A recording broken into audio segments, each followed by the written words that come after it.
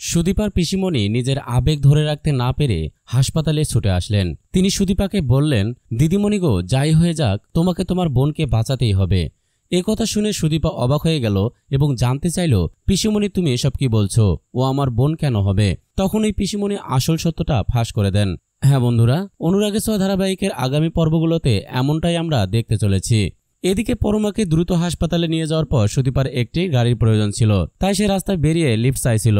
Aditya phone ধরছিল না। এর আগে সুদীপার পিসিমণি বাড়ি থেকে বেরিয়ে গিয়েছিলেন, কিন্তু এই মুহূর্তে তিনি ফিরে এলেন। হয়তো এটাই তাদের ভাগ্যে লেখা ছিল।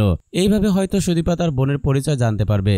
পিসিমণি তখন ভাবলেন, যদি তিনি এখনো সত্যিটা না বলেন তবে সেটা পাপ হবে। এই অন্যায় তিনি করতে পারবেন না। তিনি ভাবলেন, দিদিমণিকে সত্যিটা বলতেই হবে, তবেই তো দিদিমণি তার নিজের বোনকে বাঁচানোর চেষ্টা করবে। পিসিমণি জানতেন যে সুদীপা যাকে বাঁচাতে চেষ্টা করবে সেটাই যথেষ্ট, কিন্তু নিজের বোনকে বাঁচানোর চেষ্টা সুদীপা আরো অনেক বেশি করবে।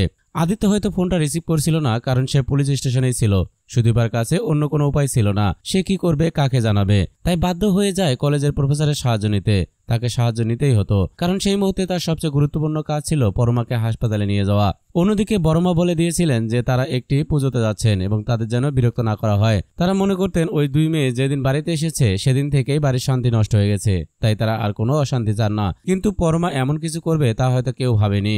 অন্যদিকে সুদীপা স্যার জানতেন যে সুদীপা বিবাহিত, তবুও সুদীপার জন্য তিনি রাতে ঘুমাতে পারতেন না।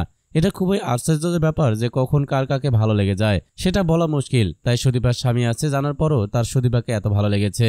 এই পরিস্থিতিতে সুদীপার পিসিমণি অভ্রের সামনে সত্যিটা বললেন। তিনি বললেন, দিদিমণি গো, তোমার বোনকে বাঁচাতে হবে তোমায়। পরমা তোমার বোন, তোমার যমজ বোন। তুমি যেই বোনকে খুঁজছো সেটা ওই। এই সমস্ত কিছু শুনে সুদীপা বিশ্বাস করতে পারছিল না। হ্যাঁ বন্ধুরা, অনুরাগে ছোঁয়া ধারাবাহিকের আগামী পর্বগুলোতে আপনারা এমনটাই দেখতে পারবেন। আপনি যদি আমাদের চ্যানেলে নতুন হয়ে থাকেন, দয়া করে আমাদের চ্যানেলটি সাবস্ক্রাইব করবেন।